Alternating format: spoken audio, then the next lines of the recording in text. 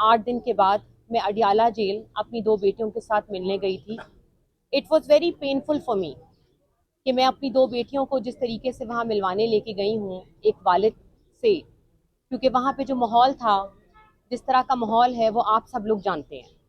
और मुझे नहीं पता कि इस वक्त मेरी बेटियों की मेंटली हालत क्या होगी, क्योंकि ऑब्वियसली वहाँ पे बहुत से कैदी थे और जिन जो फेस कर रहे हैं ट्रायल्स वगैरह, और उसके साथ बहुत से और आ रहे थे, जंजीरें थी, and you know the ambience of the entire Adiala jail.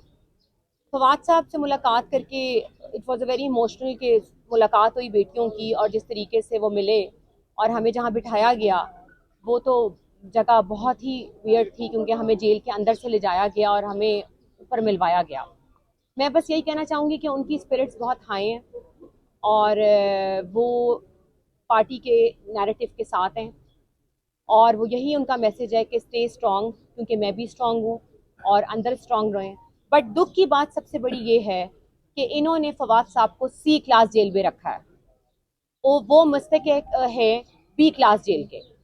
उनको C क्लास में रखा गया है, जहाँ पे सारे दहशतगर्द, कैदी और चक्की में रखा गया है basically. Shame application put on की थी गवर्नमेंट ऑफ पाकिस्तान के पास, लेकिन वो रिजेक्ट कर दी गई कि उनको B क्लास में नहीं रखा जाएगा। एज पर सब क्लास जेल रूल्स, फवाद साहब पार्लियामेंटेरियन रह चुके हैं, फॉर्मर फेडरल मिनिस्टर रह चुके हैं, और सबसे पहले वो सुप्रीम कोर्ट के लॉयर हैं। उनको B क्लास की कोई भी सहूलत वहाँ पे फराम नहीं दी गई, और मैं इस चीज़ की सख्त मजम्मत करती हूँ। जब आप B क्लास मरियम नवाज साहिबा को दे सकते हैं, या जितने भी ऑल पॉलिटिकल फिगर्स हैं उनको दे सकते हैं, तो फवाद चौधरी साहब क्यों इस राइट से महरूम है?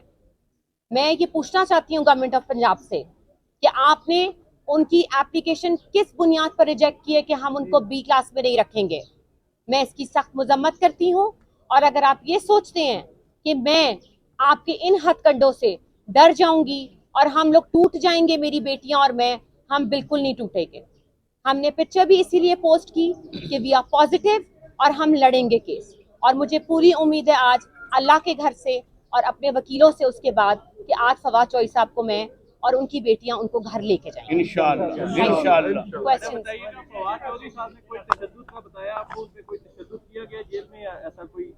देखिए, इस वक्त ना उनसे सिर्फ मैं इस तरह की बात कर नहीं सकती हूँ कि ऑलरेडी एक बंदा दुख में है, इमोशनल है, बेटियों से मिल रहा है, तो ये क्वेश्चन मुझे नहीं लगा कि मैं उनसे मुनासिब समझूं कि मैं उनसे क्वेश्चन करूं, क्योंकि एक ऑलरेडी बंदा टूटा हुआ है, आपने उसको C क्लास में रखा हुआ है, कैदियों की तरह, दहशतगर्दों की तरह, चक्की की जगह पे।